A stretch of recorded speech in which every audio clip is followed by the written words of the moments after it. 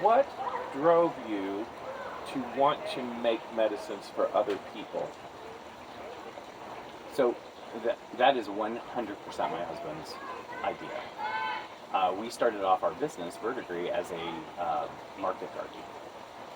So we were going to grow and sell the unusual vegetables. Right. So you can get tomatoes anywhere, you can get those things, but the really unique vegetables. And that was moderately successful, but it really wasn't. I didn't see a long-term strategy there. And I have been making medicines and tinctures and soaps and things like that for decades. Um, and we use them in our home. I've given them as gifts to people, and I've gotten a lot of good feedback on it. And so Will said to me, he's like, "Why don't you make this for other people?" And me thinking, whatever. I was like, "Do you think people would like that?" I really I didn't have a line on would other people think that this idea was interesting enough, because you know me, I'm not a terribly social person. I don't have a wide group of friends, so that I don't get a lot of that talk feedback. So I have very few very close people in my life. So to think that somebody would find that interesting or find that attractive was kind of foreign to me. And he said, just try it. So we started off with 4 different products, a couple of soaps, a couple of other things, and people were mad for them. They really became very excited about it. And then I started to get questions when we were at farmers markets or craft shows or things like that. People would be like, I have health issues and I'm struggling with, my doctor or my practitioner or whatever it ends up being. Can you help me? And since I have a clinical background, I obviously don't diagnose and I don't prescribe, but I start having conversations with people. And those conversations feed them, and then they also inform me of things that I might want to make for people. So my whole tincture line of things for health and well-being came out of that. It really literally came out of conversations I was having with people. They're like, I have issues with magnesium problems, or I have, and I've made this migraine headache tincture for decades, but my former partner suffered from migraines. All of my husband's current family suffered with migraines. So we've been utilizing that tincture, but I've made it for years because I bought a book in New York City back in the day when I was in my 20s, that was 17th century French herbal manual. And so a lot of that has come into play. So my migraine and headache remedy comes from that book. And again, the conversations that I have with people makes me want to make more things for people that help them do things more naturally. It's very easy to go to the CVS or the Walgreens or the Rite Aid or the Duane Reade or whatever it ends up being and picking up a pill for something. But I find that divorces you from your own health. It treats a symptom. Sure, that's great. Pain relief is something that is of a paramount importance for people today. We're going to be here in October of this year. This video will probably come out next year. Teaching a botanical pain relief class. So people are looking for more natural ways rather than popping an ibuprofen or popping a Tylenol, which were heralded as wonder drugs, and they do a great job, but they also have some not so great side effects, long-term usage, that type of thing for your liver, for your kidneys, for your digestive system. They can be problematic, and if there's a way for you to naturally do that without those downsides, let's do it that way.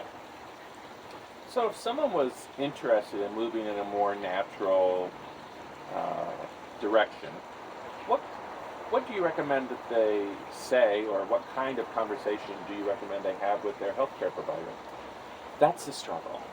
There's a lot of Western medicine healthcare providers who are very resistant to more natural approaches for whatever reasons, and they may be incredibly valid reasons. One of the bad raps that herbal medicine gets is that, well, it's not tested, it's not regulated by the FDA, and those are legitimate concerns. Because, at one point, people were the snake oil salesmen, right? Or they were hawking really crappy That's why cures. we have an FDA. That's why we have it. And I'm 100% supportive of it. But, again, it divorces you from your own body. It divorces you from your own health. So I talk to a herbal practitioner and they suggest something to you and you start trying it, I'm not saying like stop taking your medicine or do whatever, and you're starting to ingest a different herb or you're using it topically, you're doing something else and you're finding you're getting results, then that's the conversation that you go into your healthcare provider with. Because if you go in and they have a wall up, which they may, and again, not blaming, it's easier to say, well, I have tried this and this is where I'm getting results. Can we figure out a way to dose my medicine over here appropriately because I'm already getting some of that here? If there is a way to do that, and your healthcare provider wants you to do that or wants to do that, great. It may color your decisions about your healthcare provider. One of the things that I found very exciting is that there is an influx of a lot of naturopaths, and not necessarily just the religious ones, because obviously the naturopathic environment has been kind of religious. Right. But we're getting more people who are clinical herbalists. We're getting more people who are naturopathic physicians that are not necessarily religiously affiliated. Not that it's a bad thing, but it's simply not my thing. I want to understand what's going on with my body. Well, and it's not just you, because none is the largest segment of the population now. So putting things in a religious context sometimes turns people off. It does. Whether or not that's worthwhile to be turned off by, it just does, because people are distrustful of religion sometimes. So Can be.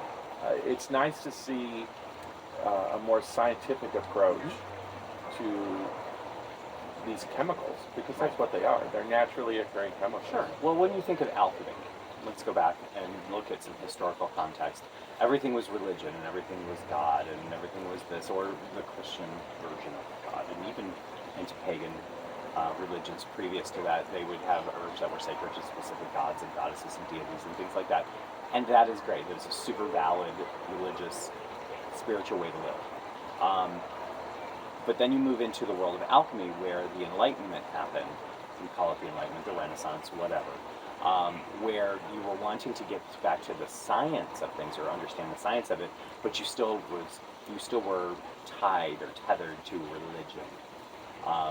So like magical children and alchemical processes and things like that were put into esoteric context and esoteric language, rather than this is the chemical that's active and here's why it's working on you from a proven scientific method. And I think that in our modern age, there is no excuse not to have that.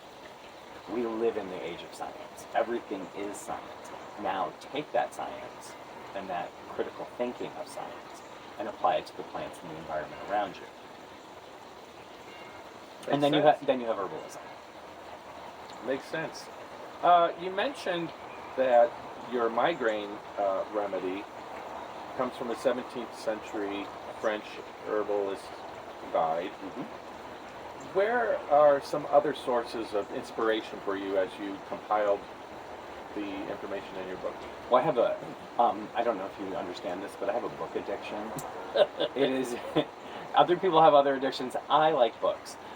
So wherever I am, I always pick up new books, and if I find something rare, and I do have a really good collection of rare books.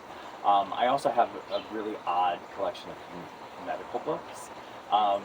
Old, new, whatever, because I think that colors my inspiration. So if I'm reading about somebody's symptoms, X, Y, and Z in a medical journal or whatever it ends up being, I start to think to myself, how could this be solved or how could this be helped in a more natural way?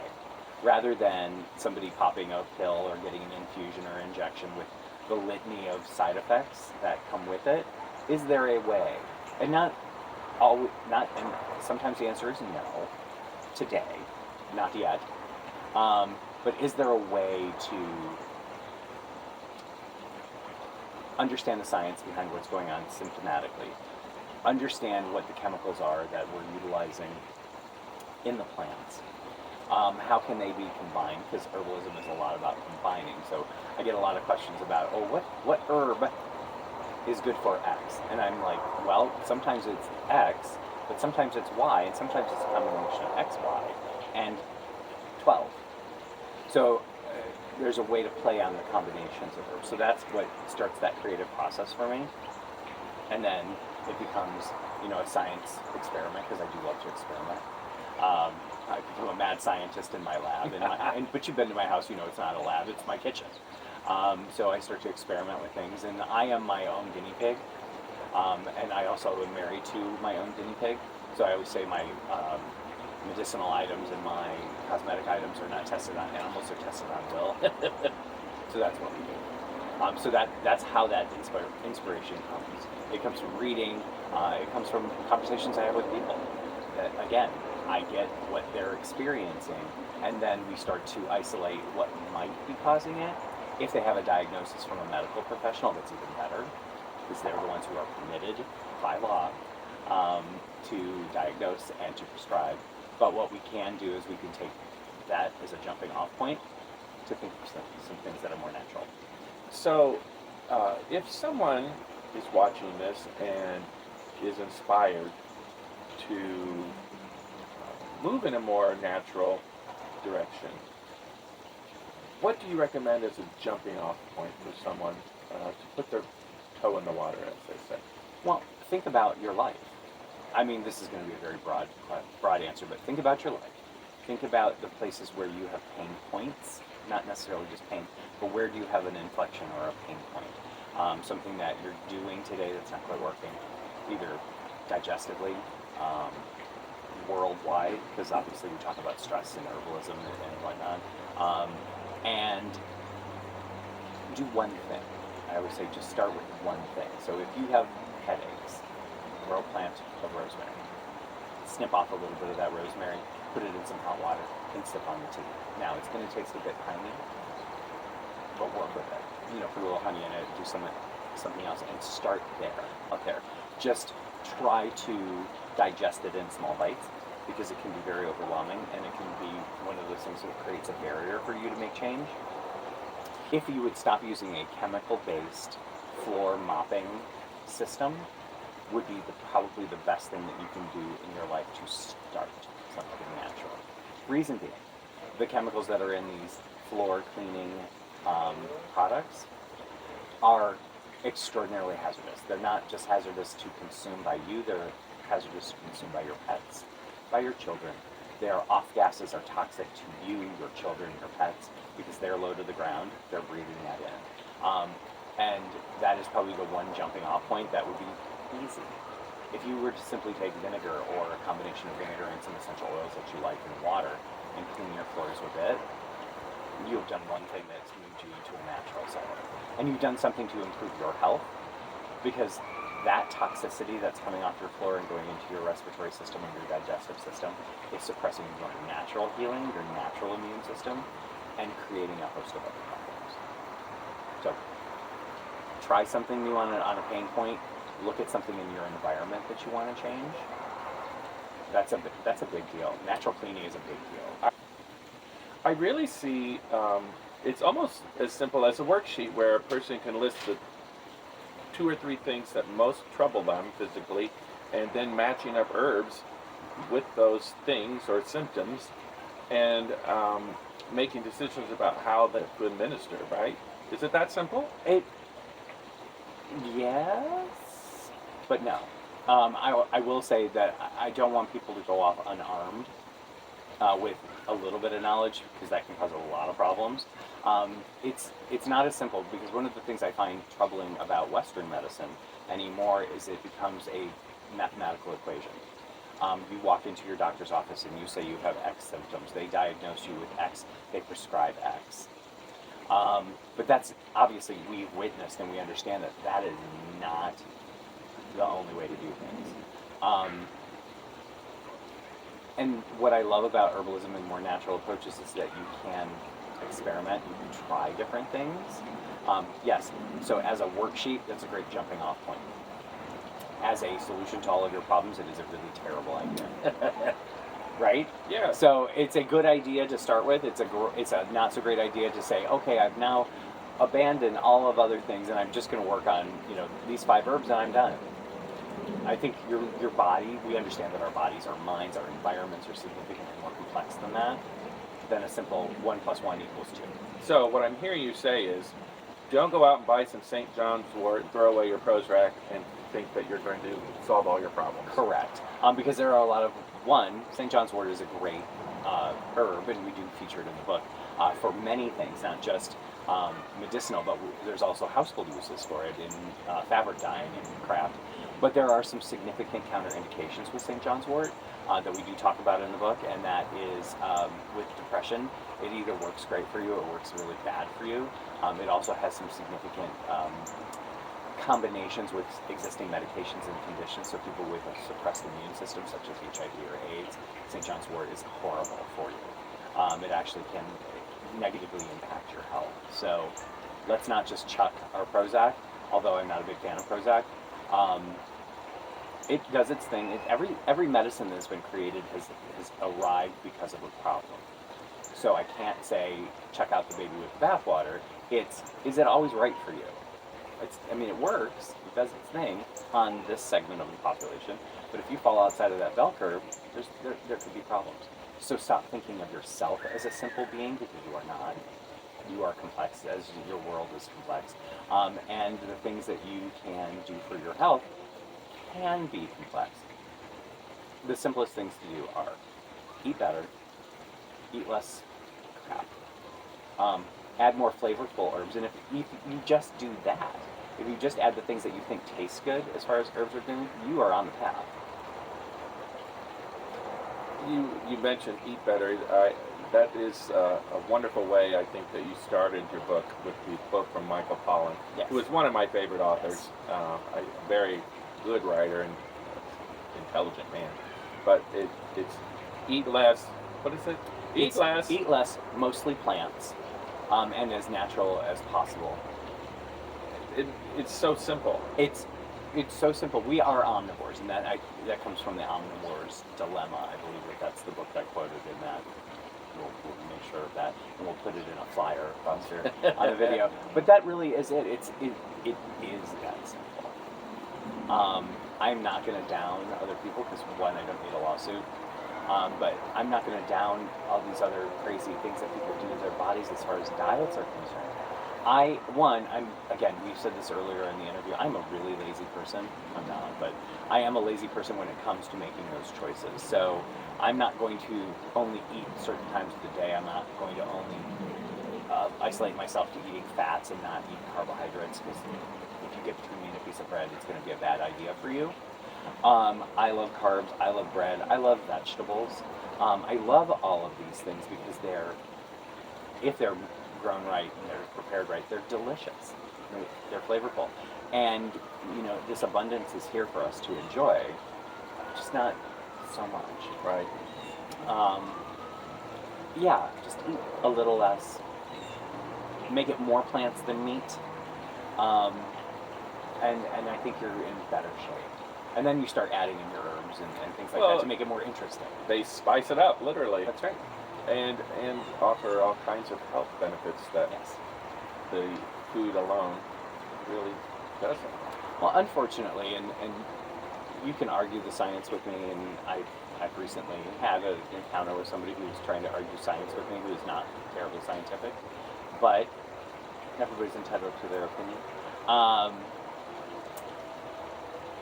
Our food is not as nutritious as it used to be, partially because of commercial farming. If you are pumping vegetables full of chemical, non-organic, synthetic vitamins, and doing the same thing with pesticides, herbicides, and all of the applicable things that you do on a commercial crop, it's not going to be as nutritious for your body as something that is grown holistically and organically. That is not always achievable for people. I think anyone who's ever grown a tomato would agree with you. It's much more delicious, but that $45 tomato versus the 50-cent one that you can get at the grocery store, most people are going to choose the 50-cent tomato. I love tomatoes, so I love to grow them. I love those things. And eventually you spend down, so it's like pharmaceutical companies, when they first bring out a drug, it's $5 million a dose. Soon it's at 0% copay. The reason is you pay for the R&D up front. Right. So you pay for when you're doing organic vegetable gardening, you pay for the seeds and the water and the soil and all of the things to create a garden. that means that first tomato is $45. I often joke, I think in my first book, that my first egg that I ever got from my chickens was about $2,000 because of the coop and the feed and the organic and getting the chickens and getting the special chickens and driving to the place to get the chickens because I felt bad. I wanted to make sure the babies were very cuddled and they carried home on my lap when I bought them the first time, rather than shipping them through the mail. So I really did a lot of bougie things to get that $1,000 egg, but now my eggs are cheaper than you could buy organic ones at the store. It's the very similar thing with growing your own food. Vis-a-vis then, you then are taking more nutrition in. If you work with an organic farmer or a butcher or somebody that's going to get meat from an organic farmer or somebody who does things more naturally, that food is going to be more nutritive to your body than something that you're getting wrapped in plastic at a grocery store. I'm not going to say any specific grocery store, but it simply is. Now, I do understand that I'm quite privileged in the fact that I know a lot of these people that do this stuff, and because of the way that we structure our diet, we don't eat a lot of the expensive stuff. So if I want beef, I can go and get a small portion of it. We can eat it, and we feel sated. I don't have to go buy, an entire roast to feed a family. There's just two of us. So can you make better choices of the meats and things that you're getting? Sure. It is going to take more time, and it is going to take a little more thought. That's the bottom line. And if you're willing to do that, you can make really extraordinary changes in your life. If you aren't willing to do that, or you feel you don't have that time, then you can't. I'm not going to blame you for it. It's just it's a different choice. It's a choice. It's a choice.